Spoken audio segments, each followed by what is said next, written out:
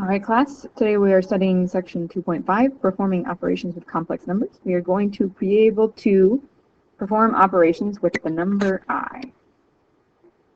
First off, we need to know what the number I is. The number I is representing an imaginary number.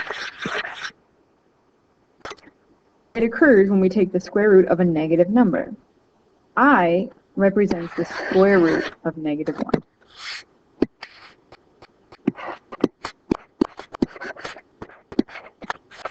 You've heard us say several times that you can't have negative numbers underneath a radical. And that is because we cannot take the square root of a negative number. Hence why the graph of a square root function looks like that. But we can still do operations with imaginary numbers. Let's start off by reducing the radical. Since I see a negative here, the first thing I'm going to do is think of that as negative 1, the square root of negative 1 times the square root of 80. The square root of negative 1 is just I. Now I can reduce the square root of 80 like normal, and perhaps make a factor tree, 8 and 10, 4 and 2, 10 and 5, 4 and 2. So pulling out the pairs, I have two sets of 2's that can come out as 4 and a 5 that has to stay in. So the radical 5 is here, and then I have 4i on the outside.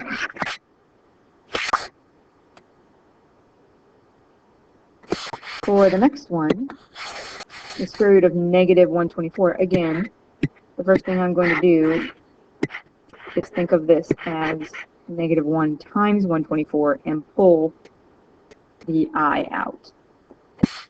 And again, I can make a factor tree here.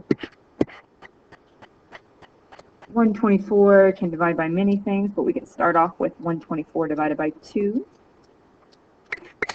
to get 62.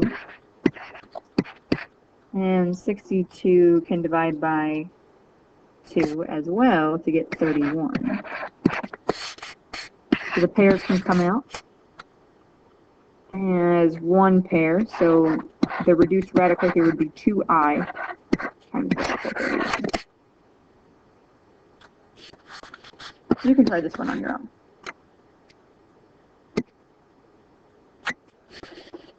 Operations with complex numbers are very, very similar to that of the operations with radicals. Whenever you're adding and subtracting complex numbers, you cannot combine numbers that have i's and numbers that are constants. So for example, 3 plus I does not equal 3i. They are two independent, separate terms that cannot be combined together.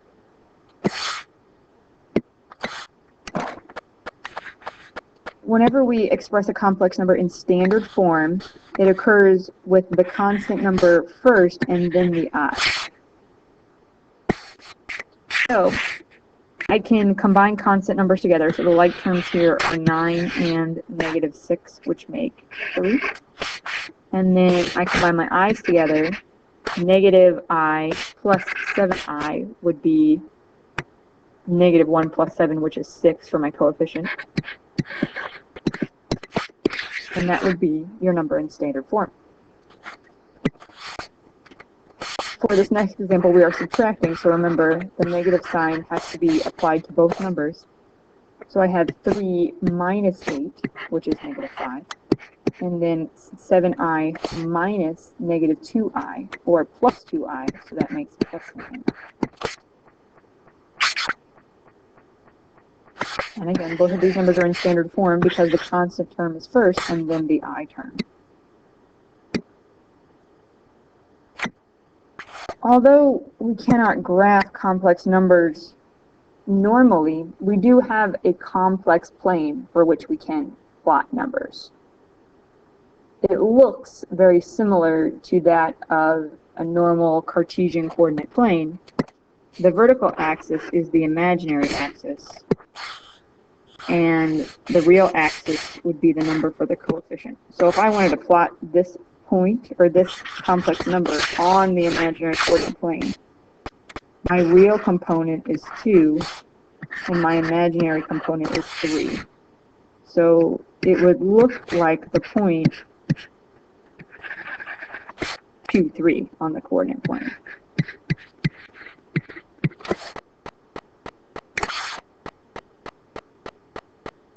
Let's do a couple more together. We just did 2 plus 3i.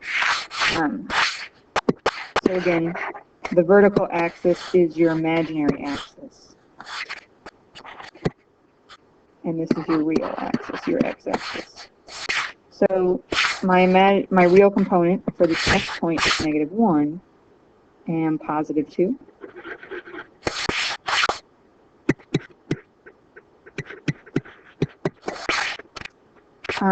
4 has no imaginary component, so I can think of it as the point 4 for my x value, or for my real component, and 0 for my imaginary component. And the last point is -3i, meaning that it really doesn't have a real component, so you could think of it as 0 minus 3i. So 0 for my real component, and then -3 for my imaginary. And we'll talk about this more in class.